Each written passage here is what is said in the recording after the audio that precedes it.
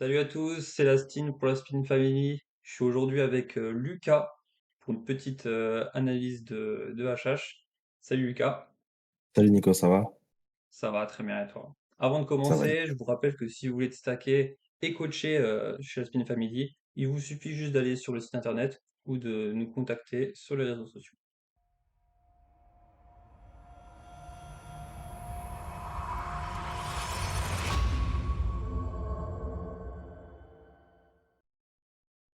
Et on commence avec la toute première HH. Donc là, on peut voir qu'on a déjà plus que 6 joueurs est en position assez short stack. Ouais. Donc, pour cette première HH, on peut voir que Helico va prendre le limp ici, donc Hollow Jack, et ça va revenir jusqu'à toi, et tu vas décider de faire 5 blindes. Pourquoi ce 5 blindes? Parce qu'on sait jamais si derrière nous ça fait tapis que je puisse fold et me laisser 4 blindes encore et être en vie dans le tournoi. Ok, ok. Donc ça, c'est intéressant, c'est vrai que bah, forcément, on a une très bonne main ici pour vouloir partir à tapis, mais comme on a de l'ICM en top finale, c'est très important de pouvoir folder dans le cas où il y a vraiment beaucoup de joueurs qui partent à tapis. C'est quelque chose qui va pas arriver souvent, mais ça peut nous faire gagner potentiellement un palier, sachant qu'on n'a pas une des mains les plus fortes du jeu. Donc, ce qui va se passer, c'est que tout le monde va folder, et tu vas quand même remporter ce pot. C'est plutôt une bonne adaptation. Deuxième HH, tu te retrouves ici avec 4-14 big blind et on peut voir qu'il y a déjà plus que 5 joueurs dans cette TF. Et l'open raiser qui est au low jack, open 2 bébés avec un stack assez petit. Ça va revenir jusqu'à toi. Et ici, qu'est-ce que tu as envie de faire? Ici, comme je t'avais dit, c'est que le Yayessi Krug, là, je vais écorcher son pseudo, mais Ouais. était assez tight pendant la TF. Donc ici, je pense que j'ai défendu, je crois que j'ai défendu. Mhm. Mais partir à tapis, pour moi, c'était un peu gamble parce qu'il était très très tight. Ok. Et il a souvent une forte main à open 12 deep hijack. Donc, j'ai Ok, préféré ok. défendre, je crois, si Tu je as dis pas pris de la bêtises. solution ouais, un petit peu plus vigilante et je pense que c'est ce qu'il faudrait faire dans les cas où il est très très tight, comme tu le dis. En temps normal, ici, il est censé open de manière assez large, vu que c'est lui qui a le moins de pression ici, mais il est le dernier en jetons, donc il peut se permettre d'open pas mal de mains. Les adversaires veulent moins défendre contre lui, ils veulent pas risquer des jetons. Donc ici, normalement, il est censé avoir plus de mains, mais je peux comprendre son adaptation et défendre. On arrive sur un flop 4, 10, 7 Rainbow, puis ici de checker tout naturellement, et lui va décider de faire 1.5. Donc ici, tu as plusieurs choix, qu'est-ce que tu préfères faire? Ici, quand on fait le 4, je pense qu'il y a pas d'intérêt à raise parce que s'il a une forte main, il va tout te mettre. Et Mhm. si, comme tu as dit, il a des mains qui va open beaucoup plus large qui devrait l'être, c'est, je pense, un pur call ici. Ok. Du coup, c'est intéressant. Tu avais plutôt une image assez tight de ce joueur-là. Mais ici, au flop, tu vas préférer défendre parce que, bah, en fait, tu penses quand même quelque part qu'il a des mains autres que des mains les plus strong. Non, je pense qu'il a toujours une forte main, mais s'il a une grosse main, il va tout te mettre. Donc, si à un moment, à un petit pourcentage, on sait qu'il a, si par exemple, je sais pas, As-3 suit ou Mhm. As-2 suit, il peut tout me mettre en 2-3 streets, donc autant le laisser bluffer, quoi. S'il y a Ok. un petit pourcentage, il a ce genre de Alors, main. du Donc, coup, s'il a ce genre de main pré-flop, on aurait pu prendre des le jams parce jam, qu'on est très content exactement, de deny ces mains-là. Pour le bien coup, sûr. maintenant, si post-flop, une fois que tu l'as joué comme ça, t'estimes qu'il a encore des mains un petit peu plus larges et qu'il est capable de 2 barrels light, puisqu'il a un profil agressif, ça peut être intéressant de simplement défendre. Bon, ici, tu as Bien pris sûr. le call, mais du coup, si on estime que sa range est très forte, faut pas hésiter à la limite raise dès le flop, hein. On n'est jamais sûr de notre analyse, donc par Bien conséquent, sûr. call, c'est ce qui devient quand même généralement le plus intéressant. Là, on a un 9 de trèfle. S'il y a une part Comme flop, on part sur check call. tu veux garder la décision de, ouais, d'être dans la Exactement. passivité, de le laisser faire des erreurs, ça s'entend, Exactement. et décide de faire Voilà. win, donc tu vas call Et assez on naturellement, et snap on call. voit qu'il avait pas que des mains ultra strong, il a une main très, Exactement. très jouable, qu'il aurait pu utiliser dans le jam, parce qu'il est Mm, dernier, qu'il peut faire fold beaucoup de mains meilleures que la sienne. Et au final, tu exactement. finis par gagner ce coup et le faire tomber très très short. Main suivante. Il a disparu, il a bust entre-temps et on se retrouve à 4. Main très intéressante ici parce que l'open raiser qui est chip leader décide d'open et nous on aura un 3 bet ici avec deux dames pour un quart de notre stack. Pourquoi tu prends cette décision de sizer comme ça? Parce Pourquoi qu'on pas le le, défendre? il Pourquoi pas faire était, tapis? ben, parce qu'il était assez actif et de dames, si, ben, si il peut chauffer avec des mains style As-4 suit, As-5 suit, on peut le laisser chauffer à faire tapis et coller tranquillement. Mhm. Et s'il fold, ben, on est content de prendre ses 8 blindes au milieu tranquillement. Yes. Alors, c'est vrai qu'ici on a une très grosse main, on est content de valoriser. Euh, Au passage, on veut mettre un petit levier, ouais, espérer qu'il fasse tapis avec moins bien, ou voilà, tout simplement bluffer. Donc c'est intéressant d'essayer de l'induce, et aussi parce que sous ICM, c'est vraiment pas intéressant de simplement call, potentiellement laisser Big Blind défendre et jouer un coup multi-way, même si deux dames c'est confortable. On veut éviter un maximum les situations post-flop, où forcément notre équité peut être mis en difficulté. On veut s'assurer les jetons très souvent. Puis là pour le coup, on a une très grosse main, on serait très content qu'il colle ou qu'il fasse taper, quoi. Et décide de cliquer. Face à ça, tu vas préférer défendre du coup, plutôt partir à Non, tapis. je pense là maintenant ici quand tu fais 8,5, je préfère jam parce que si je colle et que je veux un board SI ou king eye, ça peut me mettre dans une situation un peu plus compliquée. Donc Yes. j'ai préféré peut-être prendre la facilité et faire tapis tout de suite. Yes. Bah, effectivement, déjà, même si tu as deux dames, ça reste qu'une paire, c'est pas sûr que tu gagnes le coup tout le temps. Bien sûr, L'adversaire va quand même jouer son équité. Et là, il nous offre quand même, s'il est en bluff, beaucoup de jetons, ce qui nous exactement. propulserait chip leader s'il fold, et c'est très intéressant. Et pour les fois où il aura quand même une main assez forte, de temps en temps, on pourrait quand même gagner la main, donc très important de faire all-in. Et il a foldé, donc ça c'est une super opération pour nous. Ce qui nous fait passer chip leader à ce moment-là. On passe à la main suivante, et là on se retrouve avec encore une très jolie main, mais c'est pas la même situation. Ici, on a le second stack qui va décider de prendre l'open au cutoff. Et donc, ici, on se retrouve avec 2 10 au bouton, 30 blindes, donc en position de chip leader. Par rapport à cette situation, ce plan de table, quelle décision te semble la plus intéressante stratégiquement, avec l'ICM, avec le profil de tes adversaires? Alors, ici, je crois que j'ai décidé de flat parce que je sais que Ethereal est assez chaud, comme on a pu le voir quand j'avais eu de dames, pour Mhm. laisser jam des petits Broadway Ok. pour, pour, pour snap call. Et c'est vrai que j'aurais pu peut-être prendre le 3 bet parce que BB Action là a beaucoup d'ICM et j'aurais pu le faire avec beaucoup de mains. Mhm. Donc en fait, je sais pas, je pense que c'est mitigé. Je sais pas comment ce que j'aurais pu Alors, faire dans la théorie si c'est un pur flat ou un pur 3 bet. Je pense que je sais pas. Là si tu me Alors poses c'est une sûr colle, qu'en théorie, on va beaucoup plus souvent jouer du raise. Notre range va bien jouer du sûr. raise, on va pas partir à tapis, puis ça engage quand même beaucoup de jetons, c'est 25 effectifs, on a 30 balles, on a un léger chip lead.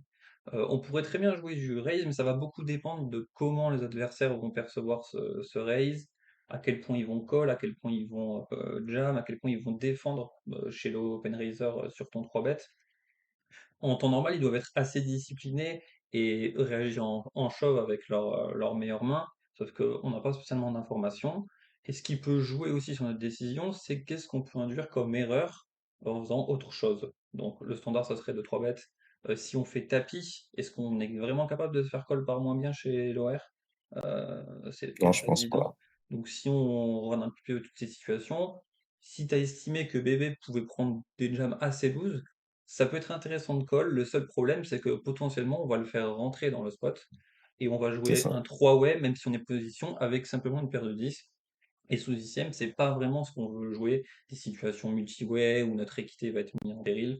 Donc, en disant que le standard, ce serait de 3 bêtes ici, tout petit. Et si tu veux call, il Les faudrait vraiment autorompes. être sûr que Big Blind jam à très grosse fréquence. Ça provoquerait le fait que OR puisse jam aussi de temps en temps. Et si jamais il ne jamme pas, on jouerait quand même un KO très intéressant parce qu'il a quand même 722 de moyenne sur lui, De moyenne, ouais. qui à ce moment-là, a priori par rapport au payout de ce tournoi, est quand même très intéressant à glaner, quoi. Ici, tu as pris le col, et on voit que les adversaires ont passé, donc on va quand même se trouver en heads up, ce qui n'est pas forcément ultra agréable, hein, parce qu'on laisse quand même réaliser l'équité au flop de notre adversaire. On va voir roi 3-2, l'adversaire va décider de checker. Ici, est-ce que tu préfères checker, être vigilant, commencer à miser? Ici, je pense que je préfère le check parce qu'il a toujours les As, Roi, Roi, Dame qui va check range ici, même les 2-2-2-3. Mhm. Donc, je pense que je vais checker. Ok, Je pense que la meilleure solution, c'est de check ici. ok. Après, effectivement, je peux value les flush draw, les As, Dame avec un As de trèfle. Ok. Effectivement, il y a des Mais mains qui vont continuer. Après, faut avoir une très bonne idée de notre adversaire ici. Est-ce qu'il est capable de checker vraiment des mains fortes ou est-ce qu'il va continuer avec toutes ces mains qu'il estime fortes ici? Ça, c'est une adaptation qu'on va devoir mettre en place. Mais sous ICM, on va essayer d'être un petit peu moins sin. L'idée, c'est de surtout pas perdre le pot, pas se faire ouais. bluffer, pas tromper, pas value cut, parce que ça peut coûter beaucoup d'argent. Donc, moi, j'aime bien ton check, c'est vigilant et même si de temps en temps il a moins bien, on pourra peut-être espérer prendre une street par la suite.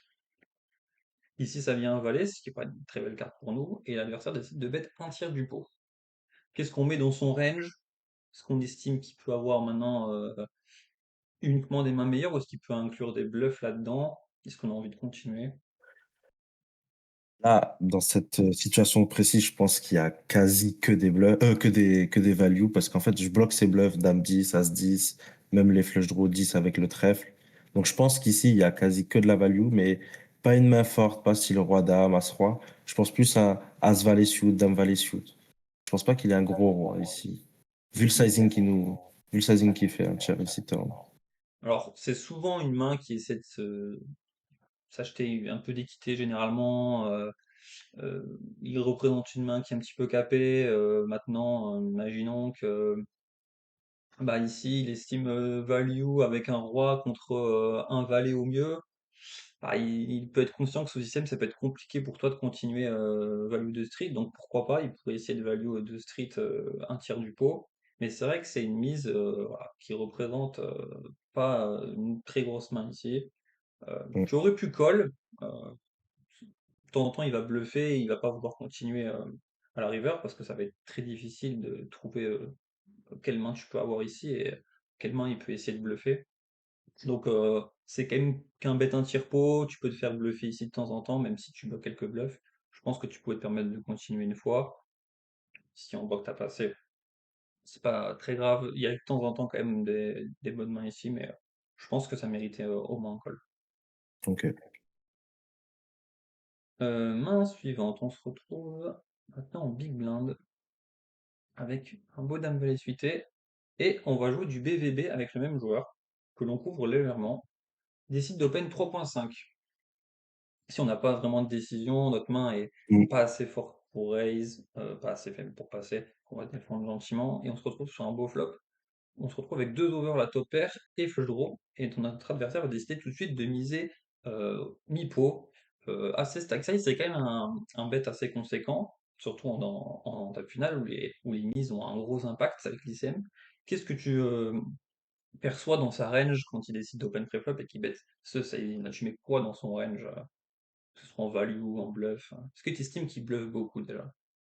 Non, je ne pense pas, surtout sur ce sizing-là. Mhm. Et je pense pas qu'il a envie de d'ISO ses mains faibles pré-flop, surtout contre le chip leader. Ouais, d'ouvrir le pot en étant couvert. Ouais, Ouais, exactement, normalement, il doit quand même beaucoup jouer du limp, effectivement. Garder le pot petit, éviter de se mettre en exactement. difficulté. Il est en plus deuxième manchon en ce moment-là, donc il C'est veut ça, préserver sa place. Carrément. exact. Donc là, je pense qu'ici, je mets que de la value, genre toutes ces overpairs. Ok. De roi, deux as, de dame de valet. Des Ou 10 c'est gros aussi. 10, ouais, c'est gros 10, as 10, roi 10 suit.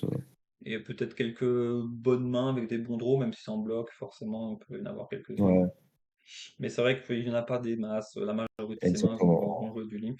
Ici, du coup, on n'a pas trop de décisions. On veut juste call. On rejoint une triquetée.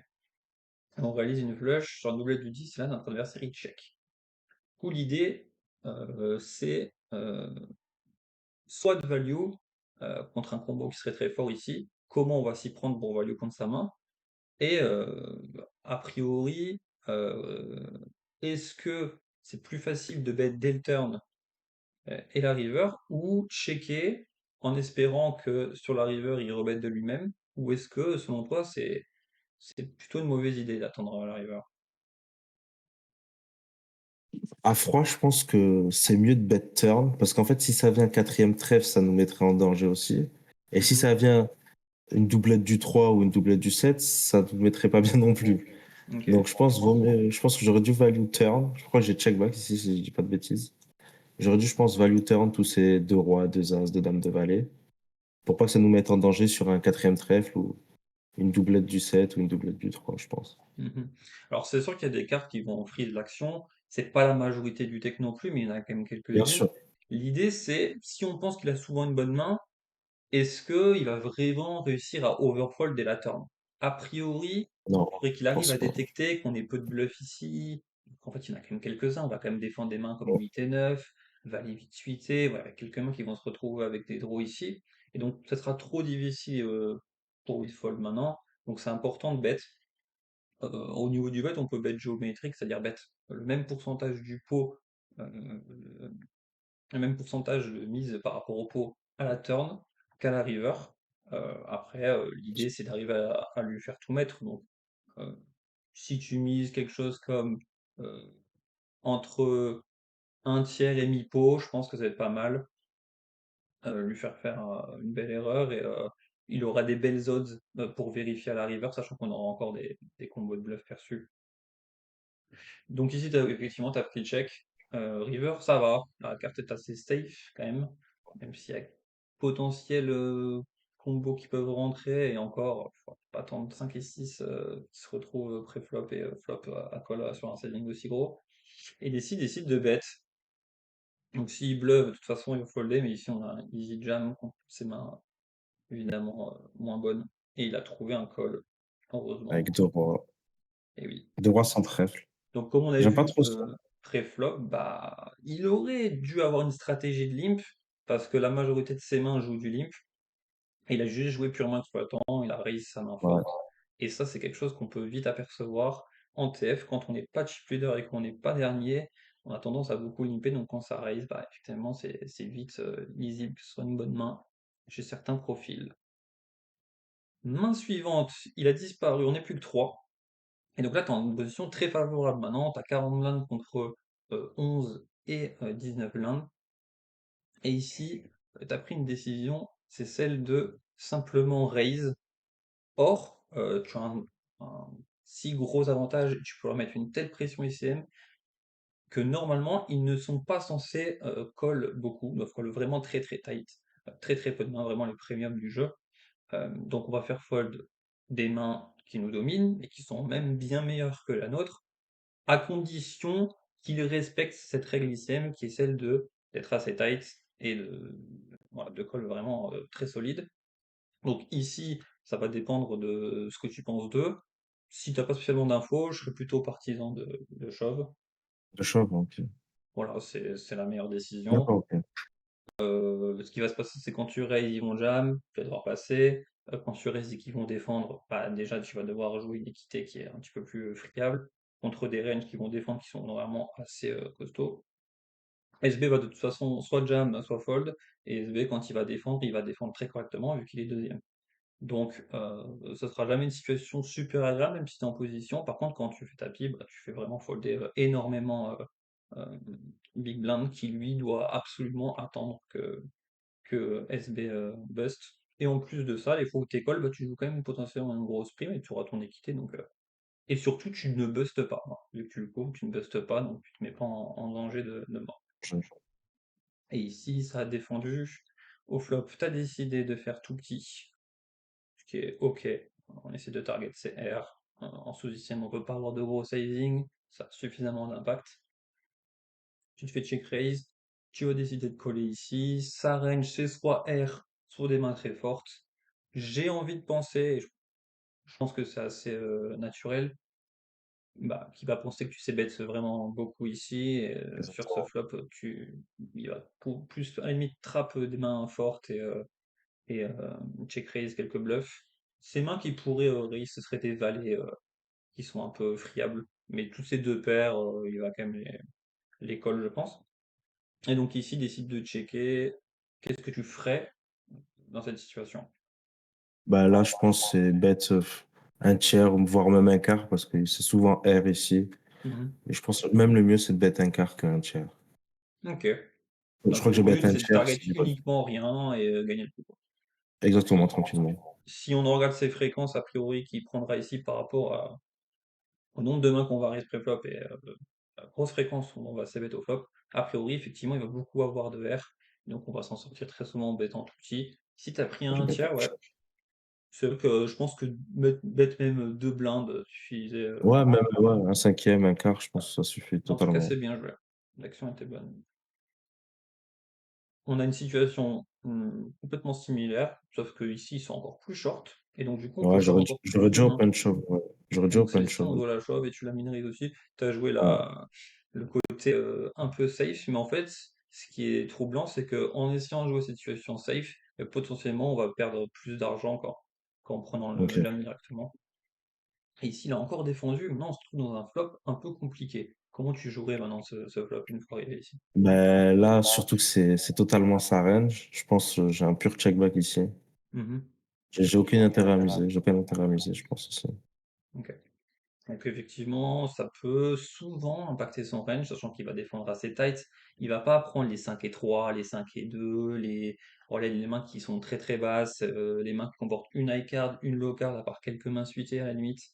Mais son range va souvent trouver une petite gutshot, une paire ici, qui va rarement abandonner tout de suite, donc c'est pas une super idée de notre part de miser.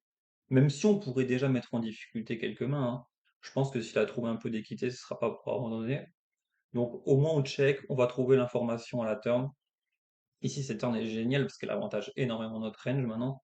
On a beaucoup plus Exactement. d'as, lui il en a quasiment bah, jamais, hein, il va souvent les jams. Donc ici on peut utiliser un bet assez gros. Je pense qu'on va mettre en difficulté beaucoup de mains, même des mains qui auront une paire ici. Si tu as des idées de faire mi-pot, je pense que ça peut être suffisant honnêtement. Euh, la majorité de ton range ici peut utiliser ce sizing là, mettre en difficulté l'adversaire, et tu pourrais le faire avec pas mal de mains qui auraient checké, que ce soit en value ou en bluff. Et ça passe, belle opération. Et main suivante, on va se retrouver en heads up maintenant, avec un très bel avantage, une énorme prime sur la tête de 1270 €. Donc très important de finir le boulot. Et notre adversaire va commencer par un limp. Ici on a 6 et 5, t'as pris le check, qui est assez naturel. Et au flop, notre adversaire bet une blinde, ce qui va arriver assez souvent sur ce flop, sachant qu'il a pas mal potentiellement de trappes avec des as. Euh, il va bet range ici. Qu'est-ce que tu as envie de faire sur ce flop avec ce combo? Ouais, je pense check call tranquillement, parce que s'il a des R, il peut s'emballer ou même give up après et Mhm. tranquillement showdown mon 6. Donc, Ok. je pense Alors, check. si vraiment on Ou check. estime que Ouais. moi, j'aime bien ce que tu penses, parce que en fonction de certains profils, si les joueurs sont beaucoup trop agressifs, en bluff, avec tout n'importe quoi, bah, ça va peut-être provoquer plus d'erreurs en faisant ça. Théoriquement, ta main, elle a besoin un petit peu de protection, euh, et si on en regarde ton range qui a des checkbacks, bah, t'as pas beaucoup d'as, faut beaucoup fait Ouais. tapis. Donc en fait, un 6 ici, maintenant, bah, ça fait partie de tes meilleurs combos qui vont se retrouver dans cette situation. Donc si tu check raise de temps en temps des bluffs, ce que tu pourrais complètement faire vu qu'ils peuvent être larges, bah en fait un 6 c'est très fort, tu peux considérer ta main très forte ici et commencer à check raise. Maintenant, si tu estimes que check call fera plus d'argent parce que pas tant de protection à avoir, vu qu'on est heads up, il y a quand même pas mal de combos un peu volatiles, avec des combos qui comportent juste un 5, un 3, un 2 dans son range. Pourquoi pas, si tu penses qu'il est overbluff, utiliser du check call, mais j'ai une petite préférence pour le check raise et suivant plateau oui, parce qu'il y a quand même beaucoup de combos qui comportent 2 overs, et t'es content de faire fold des mains comme 7 et 9, 8 et 10, voilà, tout ce qui est 2 overs. T'as pris le call, comme ce que tu as expliqué. Putain, on a une doublette du 4. Tu prends le check, il check back. Donc là, il est en train un peu de nous dire ma range se split en deux. Soit j'ai pas grand chose, soit je peux avoir un combo un peu moyen. Je pense que s'il a une très bonne main, il va prendre le 3 barrel sans craindre trop les 4 ici. Et river, tu décides de bet une blinde. Ici, c'était pour value, grosso modo, hauteur. Ouais, tous les King Eye, Rotterdam, tout ça. Ok. Mais je pense que j'aurais pu check call, je pense. Ok. Alors ça dépendra de ce que tu penses de lui. Si tu penses qu'il est capable de checker la turn et de reprendre un bet à l'arrivée en bluff, c'est beaucoup mieux, c'est sûr, parce que sa range, c'est souvent pas grand-chose ici en heads up. Maintenant, est-ce que dans cette ligne de bet check, toi, quand tu as décidé de call le flop, a priori, soit tu avais un draw, soit tu avais une paire ou une hauteur. Et Ouais, donc, est-ce qu'il pense pouvoir te faire fold une paire ou une hauteur forte ici en remise en river? C'est pas sûr. Donc, c'est ça. je m'attends pas à ce qu'il bête tant que ça. Je préfère ton bet. À la limite, si tu penses que il peut vérifier de temps en temps, même bet un petit peu plus cher. En fait, soit ici, soit t'as rien, t'as call hauteur et tu bluffes. Une main comme, je sais pas, 7 et 9 de cœur, t'aurais flotte, hein. Soit, bah, en fait, ici, il va simplement pas te croire, pardon, et folder. Donc, autant aller un petit peu plus haut dans le size. Je pense qu'on peut aller jusqu'à même 1.5 de main, c'est ok quoi. Ok. Il a essayé de vérifier, il avait un 6 aussi. C'est assez anecdotique. La majorité du temps, il a pas grand-chose dans ce spot.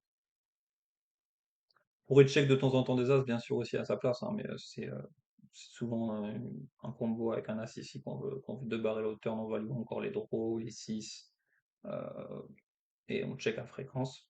Moi, j'aime bien ton play. Hop, main suivante du heads up, il est toujours au bouton, il décide de limper, cette fois-ci, tu as pris l'ISO 3 blindes. Pourquoi ça? Ouais, Pourquoi ce combo?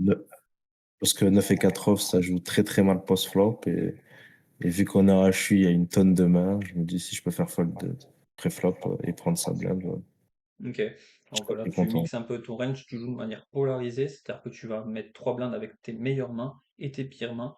Donc le but c'est d'attaquer les mains qui vont limper mais qui vont pas pouvoir assumer un call. Donc tu as estimé qu'il avait quand même des limps et de la discipline pour folder de temps en temps immédiatement. Sinon ce serait pas intéressant bien sûr, on ne veut pas faire grossir un pot si notre adversaire pardon, fold jamais une fois qu'il a limpé. Et ici il a foldé donc c'était complètement capable, c'était une belle adaptation. J'aime beaucoup. Ici, on est encore en bébé. Cette fois-ci, il raise 2 blindes. Donc, change un petit peu sa manière de jouer. Je sais pas si in-game, tu avais perçu qu'il splittait un peu sa range en mettant peut-être ses meilleures mains dans le 2 blindes et ses mains un peu moyennes dans le limp. En tout cas, c'est intéressant de voir qu'il mixe un petit peu. Ici, tu vas défendre assez naturellement. Et sur Roi C5, il décide de bet un carreau. Qu'est-ce qu'on ferait ici?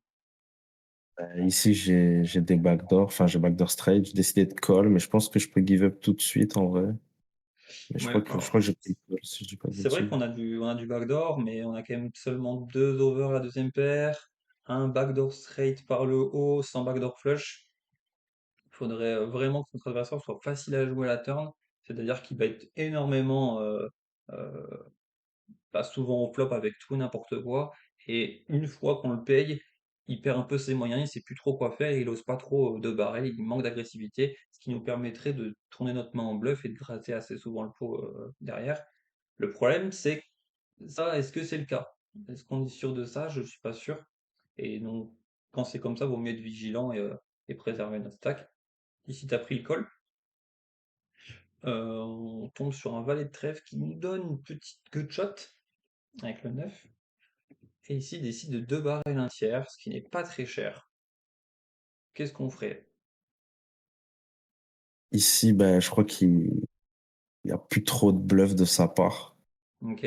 Donc je pense Et que j'ai décidé de fold tout de suite si je dis pas de tu mettrais quoi bêtises. dans sa range qui de barrer un tiers comme ça?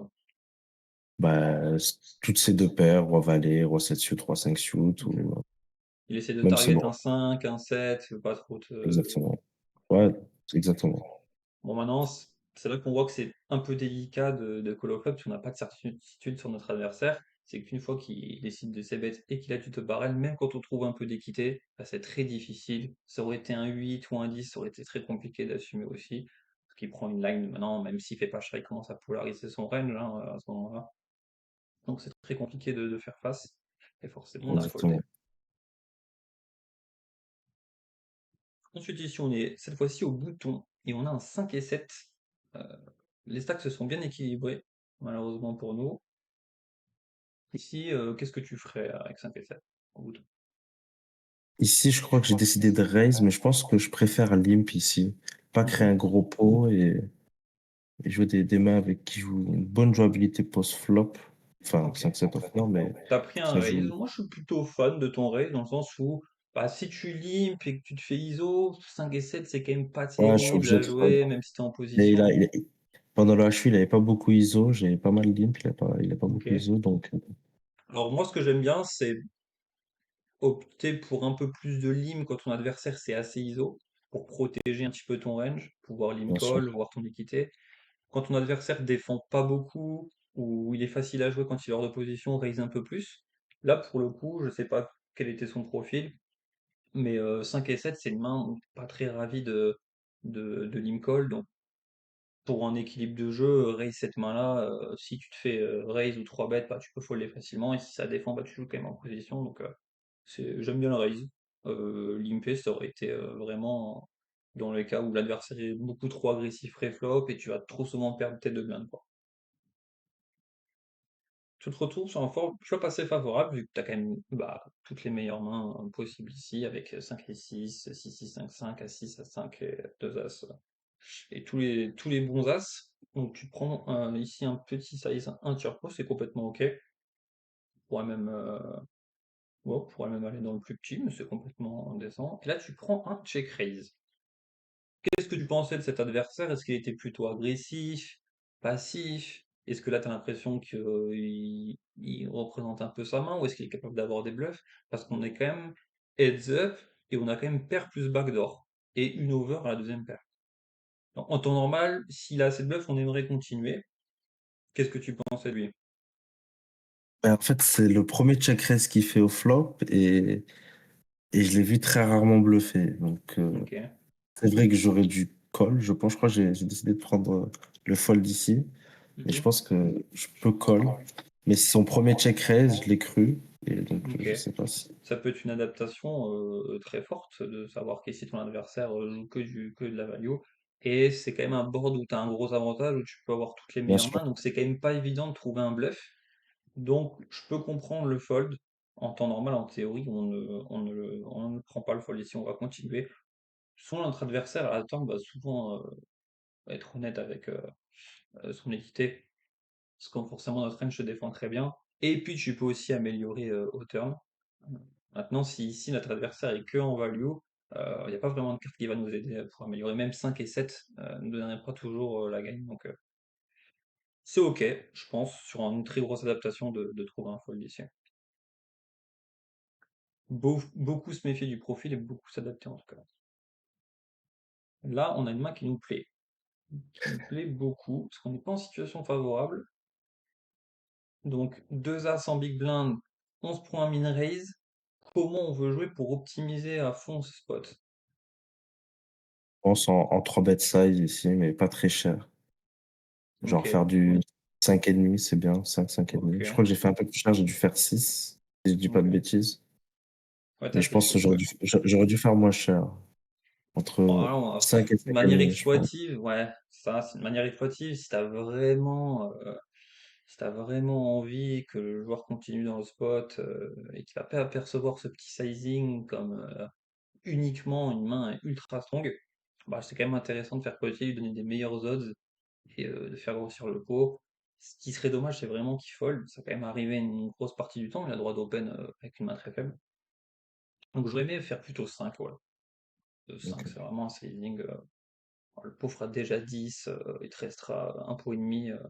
On a envie qu'il touche quelque chose, on a envie qu'il aille voir le flop. Il faudrait vraiment qu'il ait une discipline incroyable pour être sûr qu'ici, tu es tout le temps une premium quand tu fais si petit et que voilà, t'as jamais un bluff. Tu as montré que tu étais capable d'être agressif, tu as isolé pré-flop, pas de raison de pas pouvoir faire un bluff avec 5 blindes. En tout cas, pour cette fois, il a passé malheureusement. On est toujours en situation défavorable ici. L'adversaire relimpe. Donc on voit qu'il a quand même limpé la majorité du temps. On a un check ici avec valet 6. pas spécialement de raison de 10 euros, c'est une main qui joue correctement post-flop. On flop une paire, l'adversaire qui bet une blinde, tu vas call assez naturellement ici. Ouais, Au turn, on a une doublette de la dame, donc tu décides de checker et l'adversaire check back. Tu mets quoi dans son range? Un peu des trash qui décident pas de barrel, parce qu'ils n'ont pas assez d'équité ouais, pour bluffer. exactement. Je me Quelle main sens tout le temps forte tu devant ici, hein, mettrais je dans pense. son range ici? Je pense que je mets toute sa range ici. Mhm. Je pense qu'il joue Je mets tout le toute... temps comme ça, il bet une blinde, il check le turn. S'il a une dame, Ouais. il va quand même deux barrels à fréquence. S'il a un Non, bon ouais, valet, il va deux barrels. s'il a une dame, il deux barrel, je pense, pas très cher quand même, mais il deux Ok, barrel quasiment tout le temps. ok, ok. Ce profil-là spécifiquement, en tout cas, il deux barrellerait, je pense, quasiment tout le temps une dame. Ouais, Ok. tout le temps, vraiment tout le temps. Donc on est assez certain d'avoir souvent quand même la meilleure main. Il y a des apps, forcément, il n'y a pas que Exactement. R. Euh, on se retrouve sur un set river. Maintenant, la question c'est, si on check, est-ce qu'il bet assez moins bien ou bluff? Et si c'est pas le cas, plutôt miser du coup pour faire call une main moins bonne, comme une paire, une hauteur. Et du coup, quel sizing on utiliserait si on prend le bet quoi. Bah, je pense, entre un tiers et demi pot, c'est bien, je pense. Ok, l'idée c'est de faire call. SI, ou un set fait river, ou une Ok. pocket. Après, une pocket, souvent, ça aurait fait tapis préflop. Donc, Mhm. je pense souvent un set ou SI. Ok. Moi j'aime bien faire un sizing assez intermédiaire ici. Faire call une range un peu capée, qui sera curieuse forcément. On peut avoir quelques bluffs en perçu, hein, des gutshots ratés, des auteurs qui ont payé. C'est ça. Peut-être décider de faire le check in game et ça check back en face auto-roi. Ah, c'est pas trop si ça aurait vérifié avec une auto-roi, certainement pas, mais en tout cas, c'était intéressant d'aller chercher à prendre des jetons en plus. Et on va rentrer dans les deux dernières mains à analyser. Cette fois-ci, on est au bouton avec un dame 2 avec 18 blindes. Comment tu jouerais celle-ci? Du limp, du raise? Là, je pense, en raise. Ok. En raise ici, je J'aime bien pense. dans la même idée que le 7 et 5, c'est pas une main super agréable à Lincoln. On a un bon bloqueur sur les bonnes mains. C'est L'idée ça. quand on est short, c'est de faire des paires qui sont fortes. On sera content de mettre l'argent avec nos paires qui est bien une meilleure paire. Donc j'aime bien l'idée de raise ici, on va gagner de temps en temps plus l'argent préfère. On fait une top paire avec pas mal de draws quand même, perçu. Bébé check. Comment tu veux jouer ici ce combo? Est-ce que tu préfères aller dans le bet? Quel size? Est-ce que tu préfères check back? Qu'est-ce qu'on peut penser induire si on check back le flop par la suite? Là, en fait, vu que j'ai ma pire dame, je crois que j'aime bien check back. Mais quand j'ai Mhm, des dames meilleures, des dames valet, roi dame, je préfère bet en trois barrels. Ici, je mhm. crois que j'ai pris le check si je dis pas de bêtises. Ok, alors en fait, ce qui se passe, c'est que en tour normal, c'est vrai, on pourrait mixer. Maintenant, bah en fait, exploitivement, il y a quand même pas mal de mains qui peuvent nous call. Et c'est une main qui, par la suite, peut potentiellement avoir du mal à value. Donc, selon les turns et les run-out, quoi. Donc, bet tout de suite, c'est pas mal. On va quand même value la majorité des mains qu'il aura hit ici, quoi. On sera rarement derrière. T'as pris le check. Je trouve qu'on offre une free card un peu trop facilement. Pour le coup, ici, turn sur un 4. Il a décidé de bet un tiers du pot. Un léger plus. Qu'est-ce que tu ferais? Qu'est-ce que tu penses qu'il a dans ce bet-là? Et qu'est-ce que tu veux faire? Bah là, il a énormément de draws, style 7 et 8, 7 et 6, valet 10, roi valet, euh, 3 et 2 Roi Valet, il shoot, aurait peut-être. Ouais, jam préflop, ouais. Et encore, potentiellement. Pourrait call aussi, mais pourrait quand même jam aussi de temps en temps. Ça mais dépend. il a énormément de draws ici, je trouve. Ok. Donc je crois qu'ici, il a décidé de raise en value, mais pas Mhm. très cher, pour laisser faire une bêtise avec ses draws. Ok, donc tu penses que ce profil était capable de partir à tapis avec un draw si tu relançais, parce que il Bah, t'aurait vu avec une main sachant que pas très forte. j'ai entre guillemets trap en ayant check back une top pair, se disant il a jamais de dame, il Mhm. aurait pu se dire ça. Donc là, il va te percevoir avec quoi si tu raises par exemple?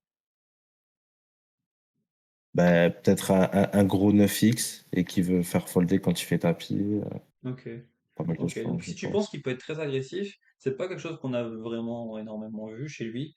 Euh, Ça peut être intéressant. Moi, je trouve qu'on l'a pas vu très aggro. Il a été assez honnête dans ce qu'il a fait. Euh, on l'a vu tout à l'heure dans pas mal de situations. Moi, ce que j'ai envie de penser, c'est qu'ici, du coup, bah, de toute façon, s'il a rien, bah, souvent passé, quoi. Par contre, les fois où il a un petit quelque chose, un petit draw, perd plus draw, etc., bah, il va jamais folder. Du coup, j'ai envie d'être gourmand sur le sizing, j'ai envie de me rapprocher du sizing, du pot, quoi. Pour vraiment qu'il color Ok. pose tout ce qu'on domine et voir si river, on a encore la place de valoriser, hein. Parce que si jamais il a un 9 et 10, 9-7, 9-6, tout ça, bah, il va call, et puis en river, selon la river, il peut peut-être se chauffer à aéro, hein. Sachant qu'on a check back le flop, il peut avoir l'impression on fait une grosse erreur ici. T'as pris le risque, c'est le principal, c'est déjà bien. J'aurais fait voilà, léger plus cher. Et il a foldé, Ok. comme souvent. Dernière main qu'on va analyser pour cette TF, et on se retrouve avec un roi-valet, vingtaine de blindes, légèrement couvert. Tu décides de limper ici ton roi-valet, et l'adversaire jam directement en te couvrant. Qu'est-ce que tu as envie de faire Et ici? en fait, celui-là, je m'en souviens de ce coup. En fait, il a snap jam. Ok. Il a snap. J'ai limp, il a snap jam. Et en fait, j'ai pris ça comme de la force. Peut-être que c'est une pocket pair, mais je sais Mhm. pas, je le sentais pas ce coup. Ok. Et T'as j'ai passé, pris ouais. ça comme énormément de force. Moi, je crois que j'ai fold si je dis pas de bêtises. Oui, t'as passé effectivement. Alors l'idée normalement de limper cette main, C'est pour bah, c'est Lincoln, de pouvoir exactement. garder Mais des en fait, combos qu'on c'est, domine. Si on, quand on open, il fait pas assez tapis, ou quand on open, bah simplement il va pas défendre suffisamment des combos qu'on domine, comme des petits rois ou des petits valets.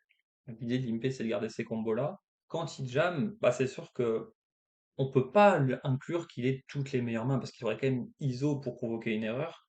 Donc il va souvent se retrouver avec une low pair, un petit as, et notre équité est suffisamment forte contre cette range-là. Le pourquoi? seul idée de folder, ce serait vraiment de croire qu'il est très très très très très tight et, voilà, de penser que ça vaut pas le coup, quoi. Mais je peux comprendre qu'un snap jam puisse inquiéter, mais pour autant il pourrait très bien jam ici avec des mains voilà, avec lesquelles tu as beaucoup d'équité, hein. Souvent, un snap jam peut aussi être j'ai pas d'autre décision, je veux vite faire folder mon adversaire et c'est réglé, quoi. C'est vrai.